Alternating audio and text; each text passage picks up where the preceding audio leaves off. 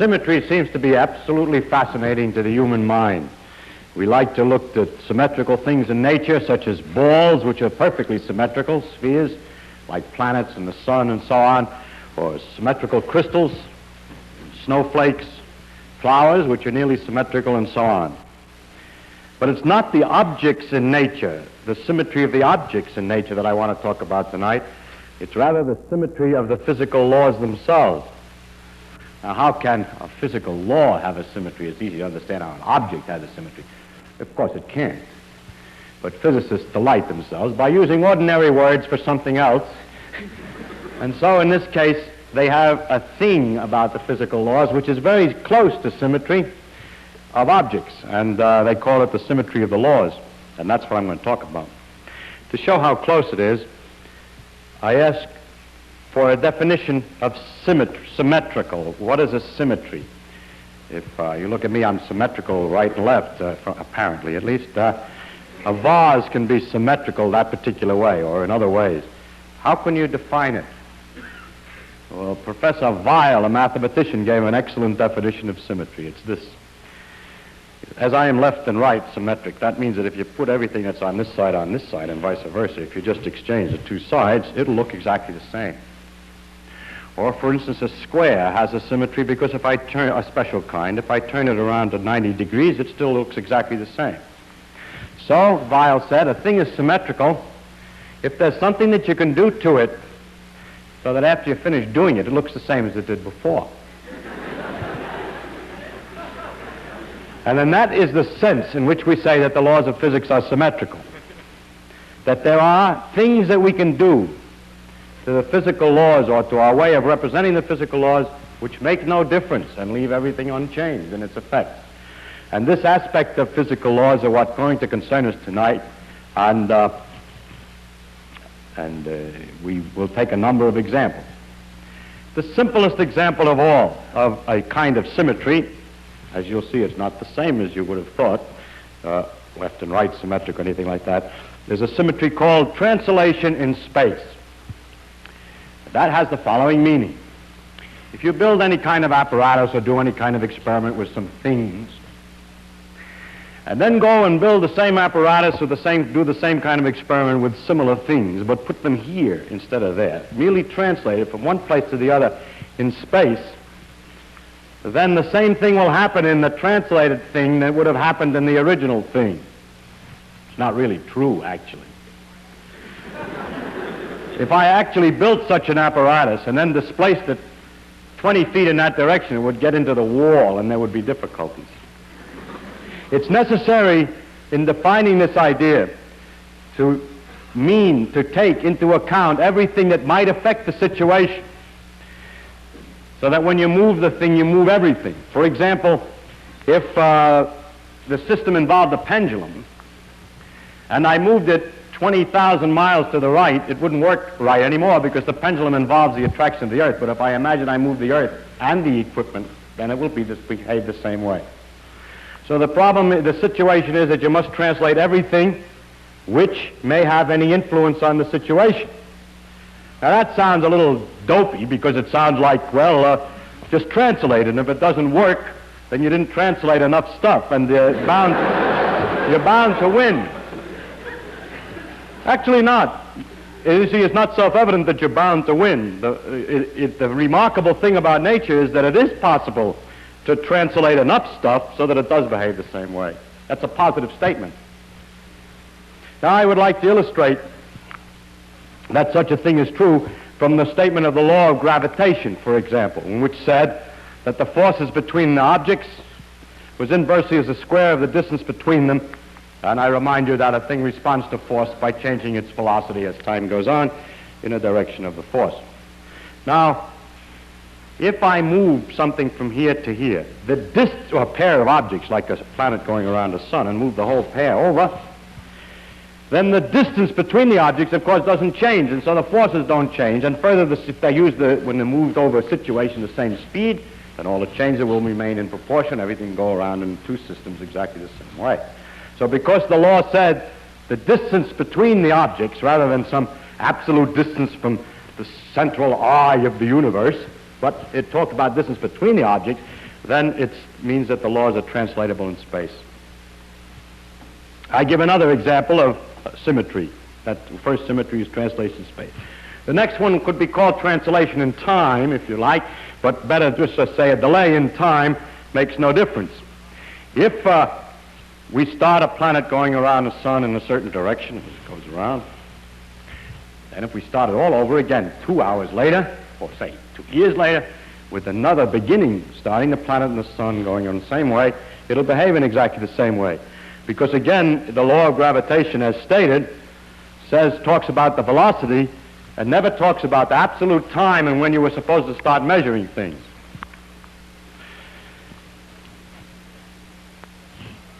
In this particular example, we are really not sure. When we discussed gravitation, we talked about the possibility that the law of the force of the gravity changed with time. Now, this would mean that the translation in time was not a valid proposition, because if the constant of gravitation is weaker 1 billion years hence than now, then it isn't true that the motion will be exactly the same for an experimental sun and planet a billion years from now as it is now. But as far as we know today, all the law, I've discussed only the laws as we know them today. I wish I could discuss the laws as we will know them tomorrow, but I cannot. But as far as we know, a delay in time makes no difference. Actually, we know that isn't really true. That's true for what we now call the physical laws. But one of the facts of the world, which is very different, well, which is maybe very different and maybe not different than a physical law, is the fact that it looks like the universe had a definite time of beginning, that everything is exploding apart. Now that you might call a condition of geography, analogous to the situation that if I say I translate, I don't translate everything I have to move that wall if it's going to make any difference. And in the same sense, you would say, oh, I see, he means the laws are the same. The universe expanded and everything else, but we could have made another analysis in which we start the universe later. But we don't start the universe, and we have no control on the situation, and we have no way to define that idea experimentally. Therefore, as far as the science is concerned, there really is no way to tell. And the fact of the matter is that the conditions of the world are changing in time. As we know, apparently, at least the galaxies are all separating from one another. So if you were to awake in some science fiction story at an unknown time, by measuring the distances, the average distances to the galaxies, you could tell when it was. And that means that the world will not look the same if delayed in time. Now, it is conventional today to separate the physical laws which tell how things will move if you start them in a given condition from the statement of how the world actually began, because we know so little about that. And it is usually considered that astronomical history or cosmological history or whatever you want is a little different than physical laws. But if put to a test of how would you define a difference, I would be hard-pressed. The best characteristic of physical law is its universality. And if there's anything universal about the thing, it's the universal expansion of all the nebulae. So I have no way of defining that. But if I restrict myself to disregard that matter, then as far as the other physical laws are known, and the law that determines how the thing expands, the cause of it and so on, is not known, if you take only the physical laws that are known, a delay in time makes no difference. Now we take some other examples, and another is a rotation in space, a fixed rotation. If I build a piece of equipment and do some experiment with a piece of equipment built here, and then take another one, better translate it so it doesn't get in the way, here, but turn it so that all the axes are a different direction, it'll work the same way. Again, we have to turn everything that's relevant. If the thing is a grandfather clock and you turn it this way, well, the pendulum will just sit up against the wall of the can, it won't work. But if you turn the Earth too, as is going on all the time, it still keeps working all right.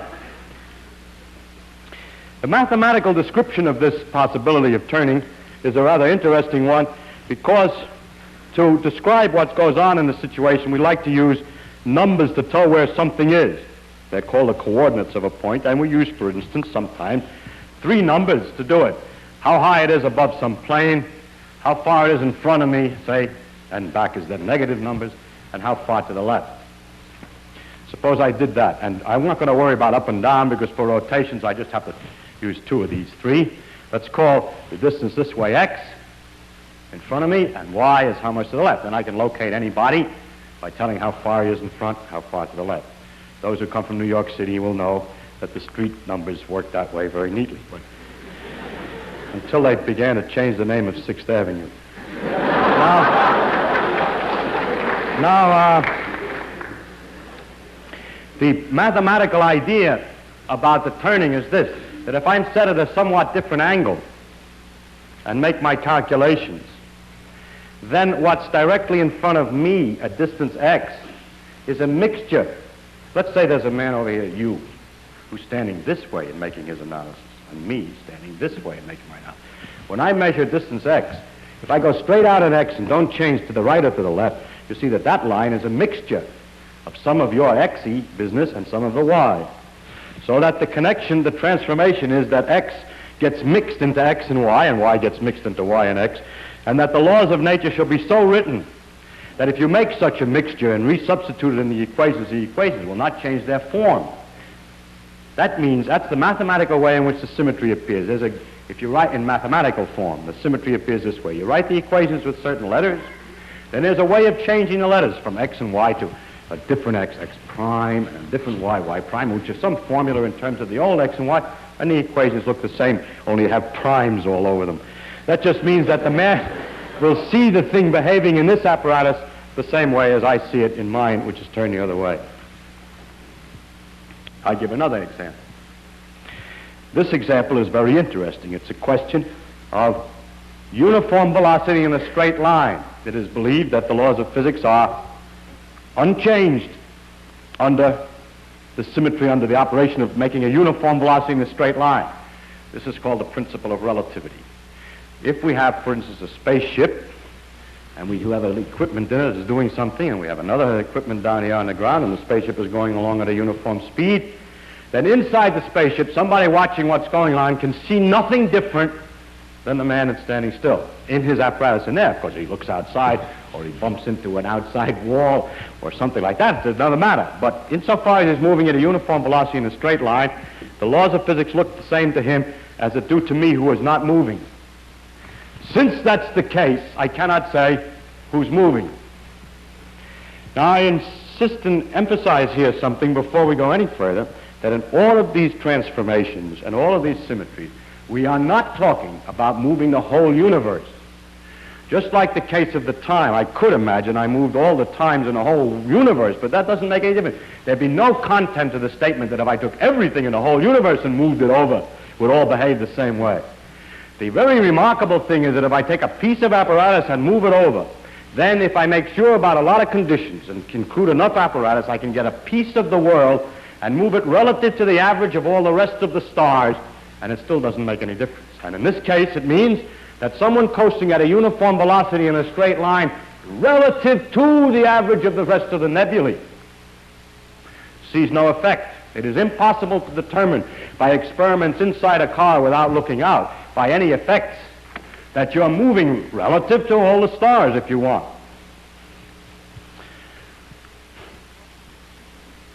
This proposition was first stated by Newton. Let's take his law of gravitation, for instance. It said that the forces are inversely as a square, so let's see, what else, yes. And that the force produces changes in velocity. Now, suppose that I watch a moving thing. If, for instance, I have worked out what happens when a planet goes around a fixed sun. And now I want to work out what happens when a planet's going around a drifting sun. Well, then all of the velocities that I had in the first case are different than in the second case. I just add a constant velocity on. But the laws are stated in terms of changes in velocity. So that what happens is that the pull of this planet for this changes this one's speed, and on the other case changes its speed by the same amount. So anything that I started with, any initial speed that I started with, just keeps on going, and all the changes are accumulated on top of that. That's not very good description, but the net result of the mathematics is that if you add a constant speed, the laws will be exactly the same, so that we cannot, by studying the solar system and the way the planets go around the sun, figure out whether the sun is itself drifting through space. There's no effect of such a drift through space on the motion of the planets around the sun, according to Newton's law, so that Newton said, the motion of bodies among themselves is the same in a space, whether that space is itself at rest relative to the fixed stars or moving at a uniform velocity in a straight line. Now, it turns out that as time went on, new laws were discovered after Newton, and those were the laws of electricity by Maxwell. And one of the consequences of the laws of electricity were that there should be waves, electromagnetic waves, light, in fact, is an example, which should go at 186,000 miles a second flat. I mean by that, 186,000 miles a second, come what may. So then it was easy to tell where rest was, because a law like if light goes 186,000 miles a second is certainly not one, or at first sight, is certainly not one which is quite right, which will permit one to move and get the same law, because it's evident, is it not, that if you're in a spaceship going 100,000 miles a second in that direction, and I'm standing still and shoot a light beam at 186,000 miles a second, you look out the window, or if I shoot the beam through a little hole through your ship, as it goes through your ship, since you're going 100,000, the light's going 186,000, the light is only going to look like it's passing you at 86,000 miles a second. But if you do the experiment, it looks like it's going 186,000 miles past you and past me. The facts of nature are not so easy to understand. And the fact of the experiment was so obviously counter to common sense that there are some people who still don't believe the result. But experimentally, time after time, experiments indicated that the speed is 186,000 miles a second, no matter how fast you're moving. And now the question, how could that be? Poincaré proposed that one take as one of the principles of nature that the Maxwell's principles of Maxwell's equations are right, and that the mathematical changes needed to compare a system moving and a system standing still that come in that case should be, well, I'm making it sound too complicated. I'll come back and change the way of stating it. Einstein realized, and Poincaré too, and it's hard to get the history right while you're trying to explain the idea at the same time, that the only possible way in which a person moving and a person standing still could measure the speed to be the same was that their sense of time and their sense of space are not the same, that the clicking clocks inside the spaceship are ticking at a different speed than they are in the ground, and so forth. Of course you say, yeah, but if the clock is ticking, I look at the clock in the spaceship and I see it's going slow. No, your brain is going slow too. So by making sure that everything went just so inside the spaceship, it was possible to cook up a system by which in the spaceship it would look like 186,000 spaceship miles per spaceship second, whereas it looks like 186,000 my miles in my seconds at the same thing. It's a very ingenious thing to be able to do. It turns out remarkably enough to be possible. I mentioned already one of the consequences of this principle of relativity, that you cannot tell how fast you're moving in a straight line, in which we had two cars, and there was an event.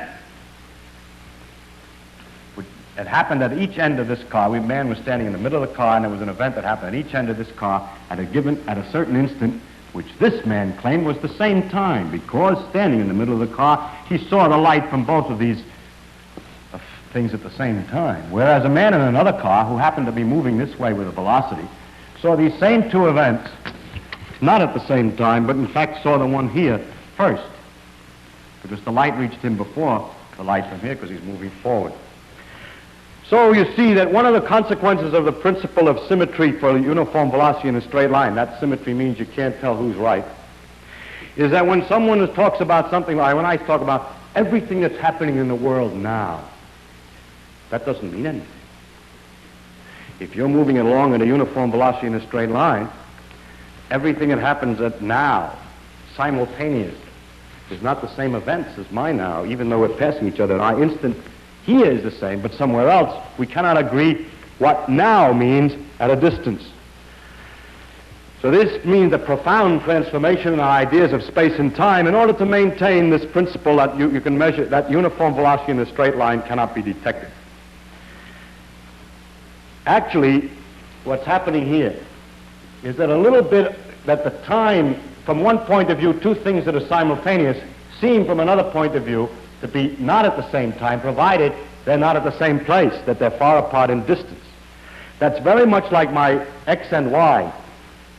Two things which seem to me to be at the same horizontal, well, let's say the same distance in front, 0 distance in front, will from somebody this way, he'll say one of them is in front of me and one of them is in back. See, consider, from my point of view, they're both even with me. That wall and that wall is even with me.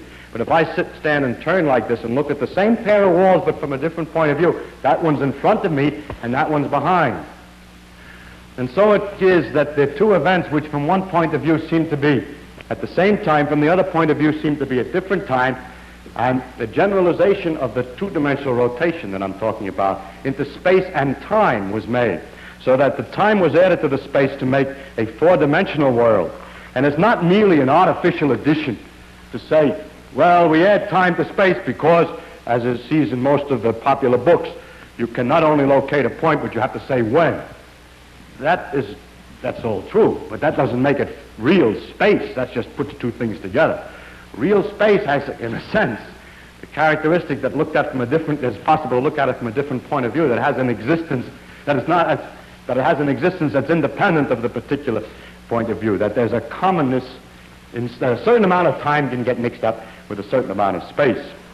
So that space and time must be completely interlocked. And after this discovery, Minkowski said that space of itself and time of itself shall sink into mere shadows, and only a kind of union of the two shall survive.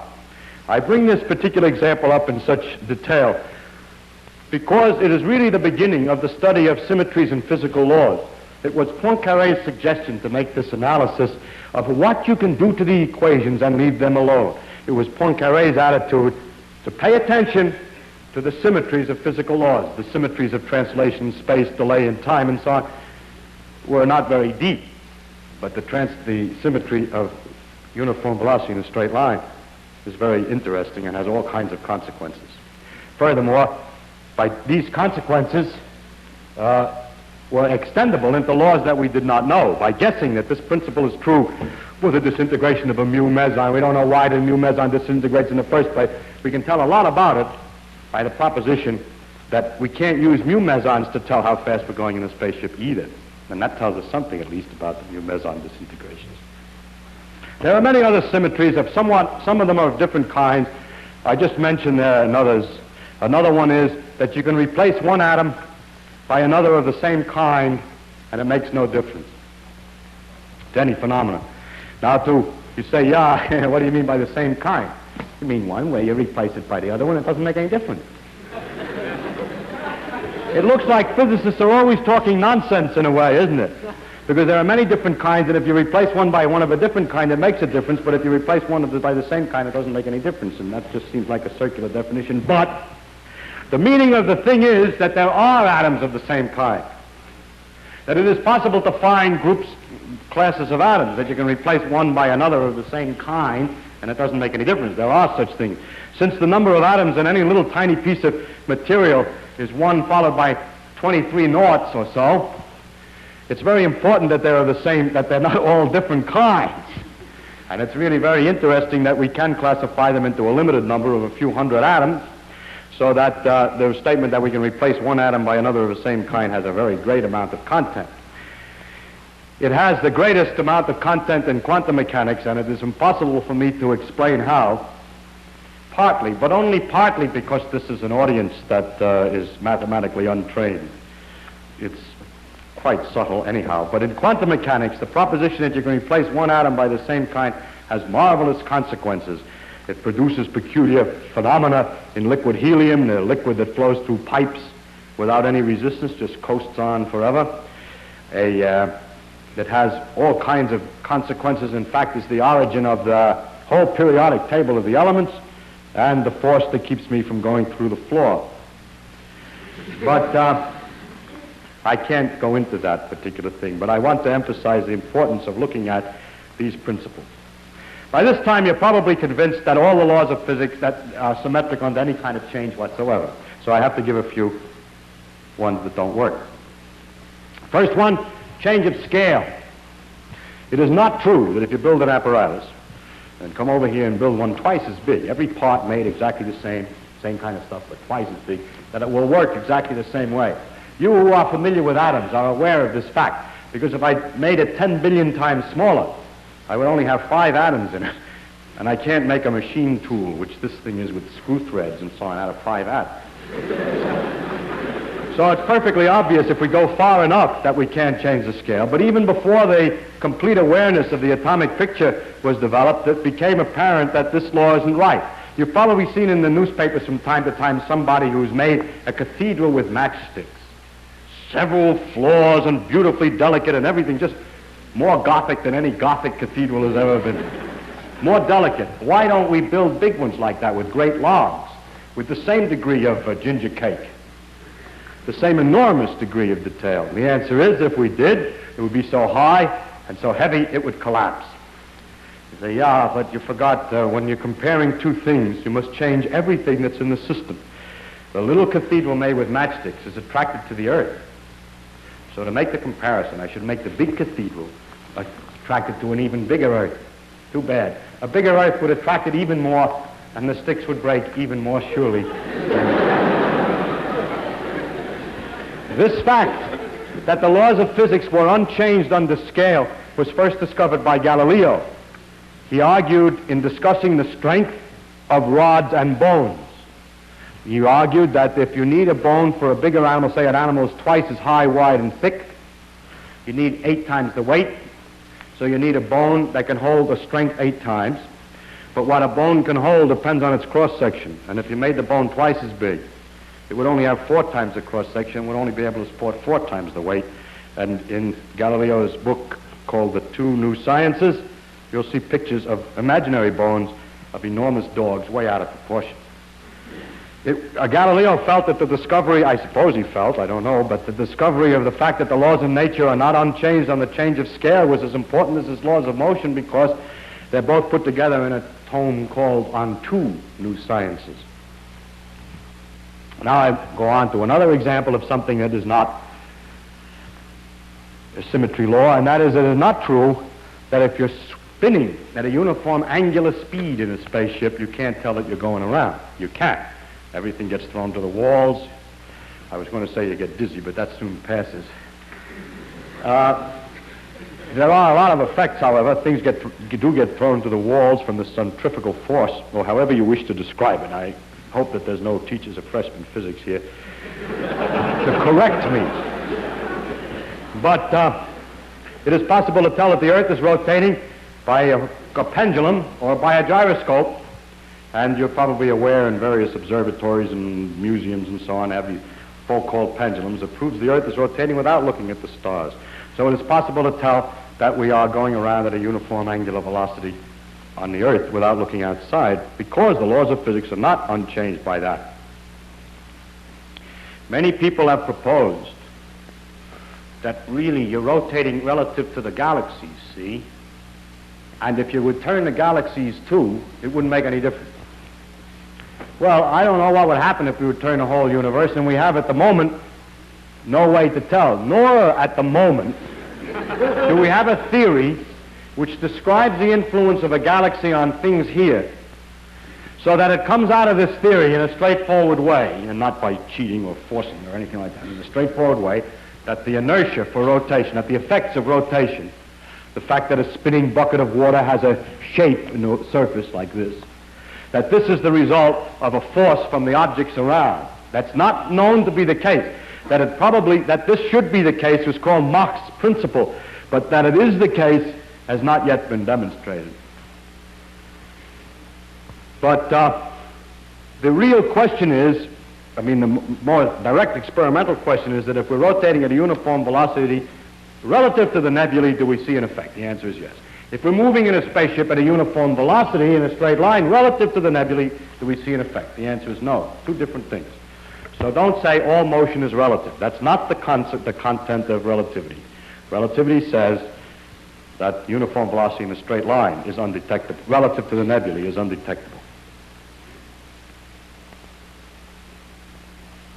Now the next symmetry law that I would like to discuss is an interesting one because it has an interesting history, and that's the question of reflection in space. If I build a piece of apparatus, let's say a clock, and then I come over here and I build another clock exactly the same way, but like this one looks in a mirror, I don't mean I look at this one in a mirror only. I mean I build another clock, which is built to be a Chinese copy of what the other one looks like in a mirror.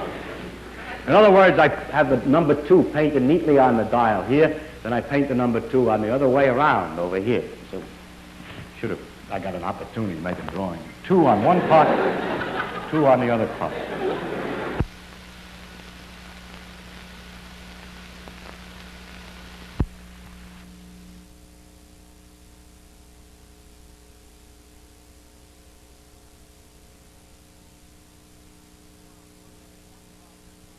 Which is wound one way in one clock is wound in the corresponding opposite way in the other clock. They match each other like 2 gloves, right and left. Now we wind up the 2 clocks. We set them in corresponding positions. I was going to say the same, but we set them to the mirrored positions, and we let them tick. Question, will they always agree with each other? Will all of the machinery of the clock go in the mirror image of the other one? And I don't know what you would guess about that. You probably guess it's true, and most people did guess it was true. Of course, we're not talking about geography. We can distinguish right and left by geography. We can say that if we stand in Florida and look at New York, the ocean is on the right, and that distinguishes right and left. And if the clock involves the water of the sea and then New York and so on, then it wouldn't work if you built it the other way, because its tickler wouldn't get in the water. But what we have to imagine, of course, is that the geography of the earth is turned around too on the other clock. Anything that's involved must be turned around. Nor are we interested in history. For example, if you pick up a screw in a machine shop, the chances are it's right-hand thread. And you might argue the other clock isn't going to be the same as this one because it's harder to get the screws. But that's just a question of what kind of things we make. So that altogether, the first guess is that it doesn't make any difference. And it turns out that the laws of gravitation are such that it wouldn't make any difference if it worked by gravity. The laws of electricity and magnetism are such that if in addition it had electric and magnetic guts, currents and wires and whatnot, it would still vote. The corresponding clock would run the same. And if the clock involved nuclear reactions, ordinary nuclear reactions, to make it run, it wouldn't make any difference either. But it does make a little bit of difference. I'll come to what makes a difference in a minute, but the first possibility that may suggest itself to you, if you know anything much, you may have heard that it's possible to measure the concentration of sugar in water by putting polarized light through the water. If you put the piece of Polaroid that lets light through in a certain axis through the water, then you'll find in order to, when you watch the light as it goes through deeper and deeper sugar water, you have to turn the Polaroid have another piece of Polaroid at the other end of the water more and more to the right as the stuff goes through. Maybe it's to the left, I can't remember, but let's say to the right, as you go through deeper, deeper solution. And if you make the water light go the other way through the solution, it's still to the right. So there's a right-hand way, there's a difference for right and left. So if we put sugar water in the clocks and light, then if we put, say, in one tank of water and make the light go through and turn and put the Polaroid so it can just get through, and make the corresponding image on the other side, hoping the light would turn this way, it won't, it'll turn the other way, and it won't go through right. So by using sugar water, our 2 clocks can be made different. So it's a very remarkable fact. And it isn't true, therefore, at first that the 2 clocks will be, that the physical laws are symmetric for reflections. However, it's possible to make sugar in the laboratory. The sugar that we got that time might have been from sugar beets, but sugar isn't a complicated molecule, and it's possible to make sugar in the laboratory out of carbon dioxide and water, and going through lots and lots of stages in between, and make artificial sugar. When you put the artificial sugar in there, which is chemically and measured every way, it seems to be the same, it doesn't turn the light. Then, if you put bacteria in the water, in the sugar water, bacteria eat the sugar. And when you let the bacteria eat the sugar, and then try with what's left, it turns out first they only eat half the sugar. The artificial sugar. Second, when you're all done, it turns to the left, the stuff that's left. And now you find the explanation to all this is the following.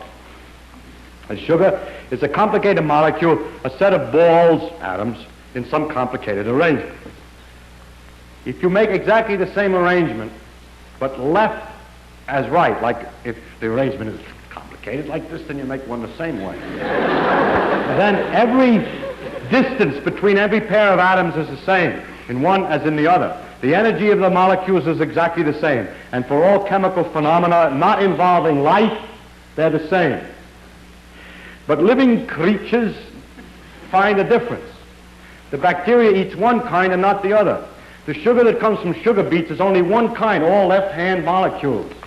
And so, or right-hand, and so it turns the light one way. The bacteria can only eat that kind of molecules. When we manufacture the sugar from substances which themselves are not asymmetrical, simple gases, we make both kinds in equal number. Then, if we let the bacteria eat, they'll eat the kind they can eat, and the other is left, and that's why it comes out the other way. It's possible to separate the two by looking through magnifying glasses at the crystals and separating them and so on, as Pasteur discovered, and so forth, so that we can definitely show that all this makes sense, and even our artificial sugar, then we can separate ourselves. We don't have to wait for the bacteria. But the interesting thing is that the bacteria can do this. Does that mean that the living processes don't obey the same laws and so on? Apparently not. It seems that in the living creatures there are many, many complicated molecules, and they all have a kind of thread to them. One of the most characteristic molecules in living creatures, proteins, and it takes a little while to explain the details, but let's put it very simply. They have a corkscrew property, and they go, let's say, to the right. Now, as far as we can tell chemically, if we could make this chemically the same thing to the left, it would not function biologically because it wouldn't, when it met the other proteins, fit the same way. That is, a left-hand thread will fit a left-hand thread, but a left and right don't fit very well the same way. So the bacteria, having a left-hand thread in their chemical inside, can distinguish the left and right sugar. How did they get that way? Physics and chemistry cannot distinguish the molecules. It can only make both kinds, but biology can. It's easy to believe that the explanation is that in a long, long ago, when the life processes first began, some accidental molecule got started and propagated itself by reproducing itself, and so on until after many, many years, these funny-looking blobs with the prongs sticking out yak at each other. But they are nothing but the offspring of the first few molecules, and then the accident of the first few molecules that it happened to form one way instead of the other. It has to be one or the other. So the thing that reproduces itself is either left or right, and then it goes on and propagates this on and on. It's much like the screws in the machine shop. Use right-hand thread screws to make new right-hand thread screws and so on. So this is probably one of the deepest demonstrations of the fact that the protein molecules are exactly the same in all life. They all have exactly the same kind of thread.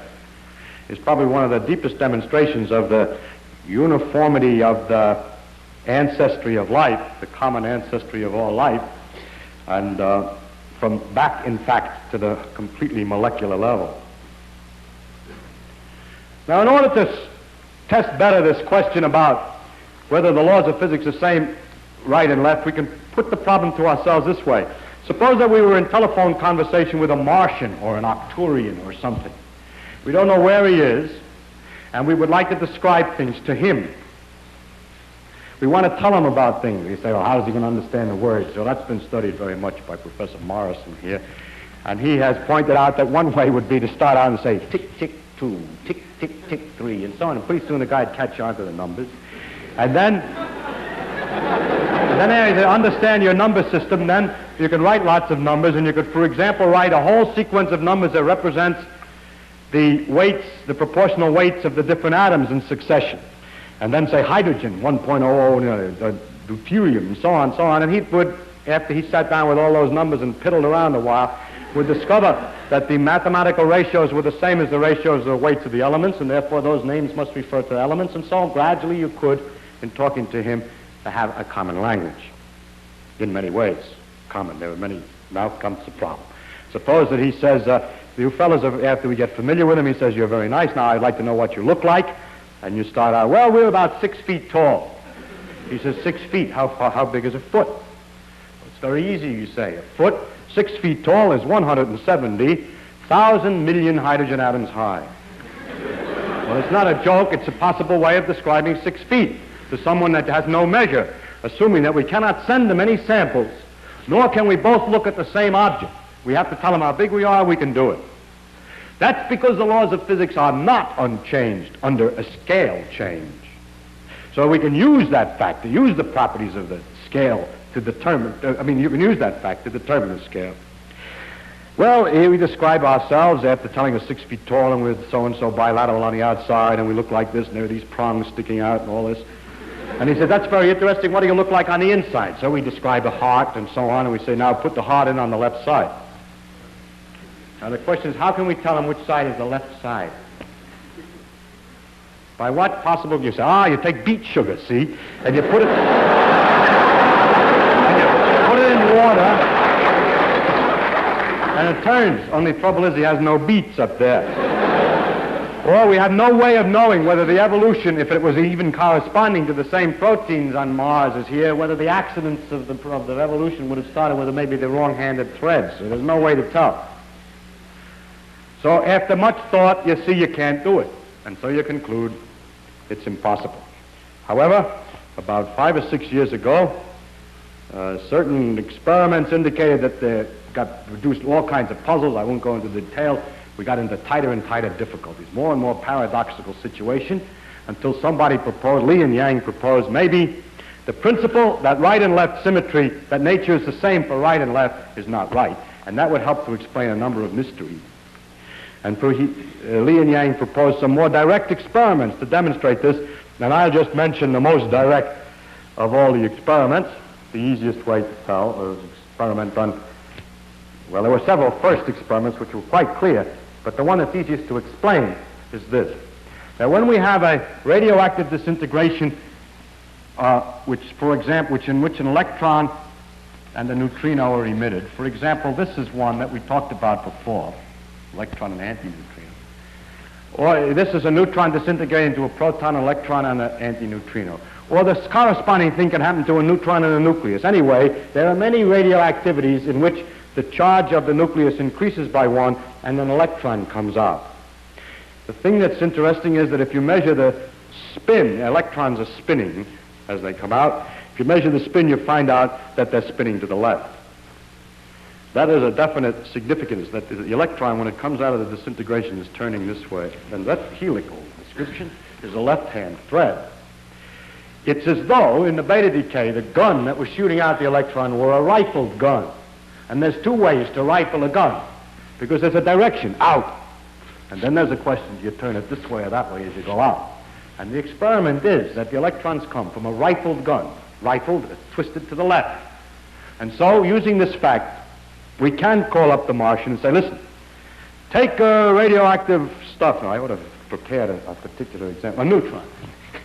And look at the electrons, which come from such a beta decay. And then you define left by this screw thread, and let's see, you let, it'll take me some while to figure out how to do it in detail.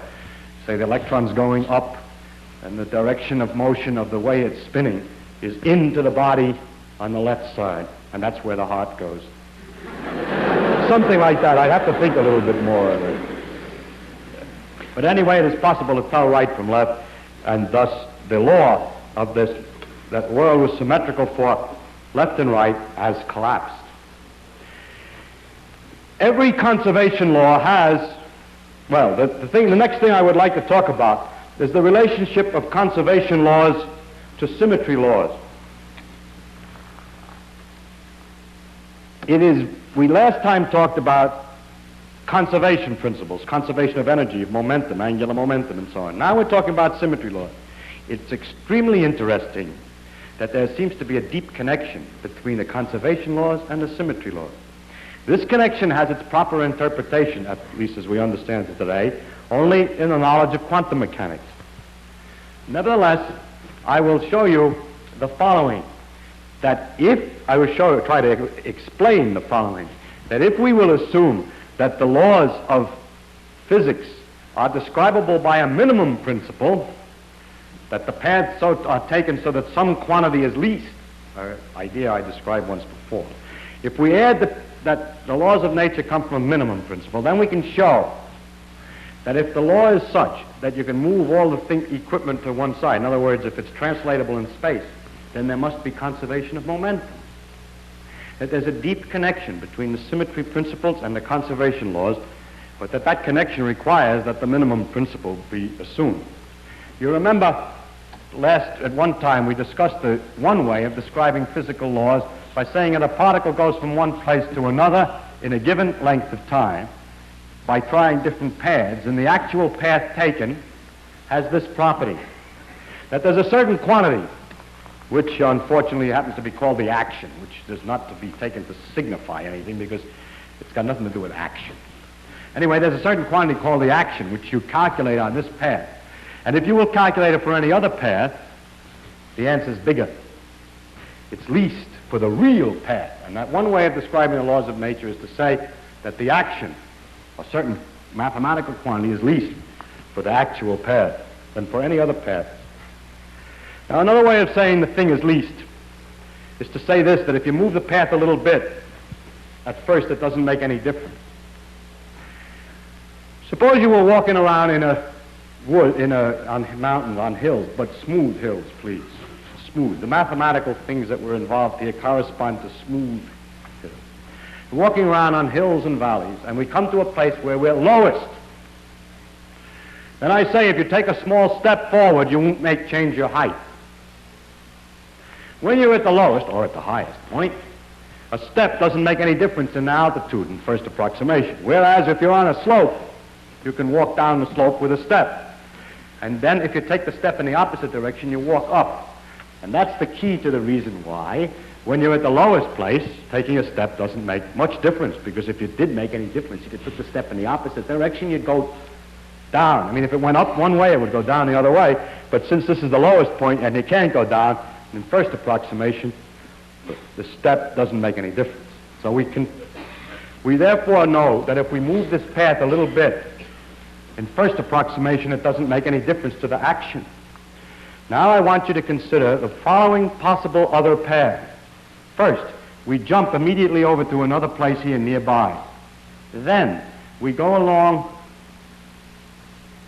This sticks out too far to make the diagram clear, so if you permit me to just change the shape of the path.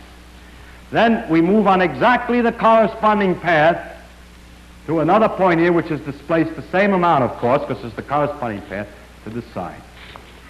Now we have just discovered that the laws of nature are such that the action, the total amount of action going on this path is the same in first approximation to that path. That's from the minimum principle, when it's the real motion. Now I show you something else, that the action on this path is the same as the action from this little cross to that little cross if the world is the same when you move everything over, because the difference of these two is only that you moved everything over.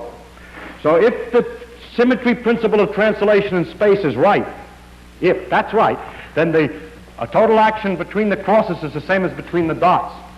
But for the true motion, the total action on this cockeyed path here is very closely the same as for the original one. So subtracting equals from equals and so on and so on. Anyway, you can probably see, therefore, that the contribution from this little section and from this little section are equal. But in making this little motion, we're going this way, and making this one, we're going the other way. So if we make the contribution of this taken as the effect of moving that way, and the contribution of this thinking of it as an effect of moving that way, but taking it the other sign because it's the other way, we see that there is a quantity here which has to match the quantity here to cancel out, which is the effect on the action of a little tiny step in the x direction. So there is that quantity, the effect on the action of a small step in the x direction is the same at the beginning as at the end. There is a quantity, therefore, that doesn't change as time goes on, provided minimum principle works and symmetry principle of displacement in space is right. And this quantity, which doesn't change, is in fact exactly the momentum we discussed last time. A corresponding argument for the displacement in time, the delay in time, comes out as the conservation of energy. The case that if we rotate in space doesn't make any difference, comes out as the conservation of angular momentum, and so on. That we can reflect and it makes no difference doesn't come out to be anything simple in the classical sense, and it hasn't therefore got a simple classical interpretation. And people have called it the parity, and they have a conservation law called the conservation of parity, but those are just complicated words in the case of the quantum mechanics. So all we're saying is that the right and left symmetry law is not valid, but I have to mention that conservation of parity because you may have read in the papers that the law of conservation of parity has been proved wrong. It should have been written because it's much easier to understand. The principle that you can't distinguish right and left has been proved wrong. Now I would like to say as we go on about other symmetries that there are a few problems, new problems. For instance, for every particle, like an electron, there's an antiparticle, a positron. For a proton, there's an antiproton. And we can make in principle, what we call antimatter, in which every atom has its corresponding anti-pieces put together. For example, a hydrogen atom is a proton and an electron. If we take an antiproton, which is electrically negative, and a positron and put them together, they will also make a kind of hydrogen atom, an anti-hydrogen atom in principle. It's never been made in fact, but this is figured out that we could make this. And so we could make all kinds of antimatter in the same manner. Now the question is whether the matter works the same as the antimatter. And as far as we know, it does. And one of the laws of symmetry is that if we make stuff out of antimatter, it'll behave the same way as we make the corresponding stuff out of matter. Of course, if they come together, they annihilate, there are big sparks and everything else. And it was believed that this is true, that matter and antimatter have the same laws. Now the next question is this. Once it's found that the left and right is wrong, the left and right symmetry is wrong, an important question comes. If I look at this integration but with antimatter, an anti-neutron goes into an anti-proton plus an anti-electron, that's an positron, plus a neutrino, the question is the antimatter behave like the matter in the sense that it comes out left-hand thread, or does it behave the other way? And it turns out, we think up until a few months ago, that it behaves the opposite way, and that the antimatter behaves like it goes to the right, where matter goes to the left.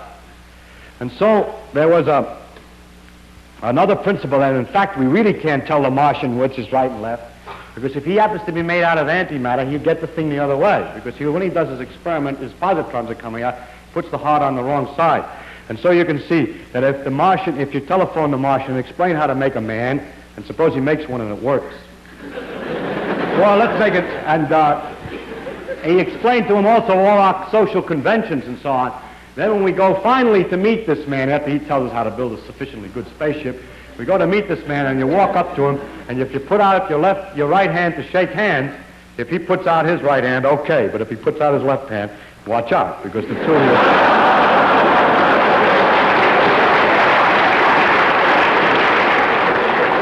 you will annihilate with each other.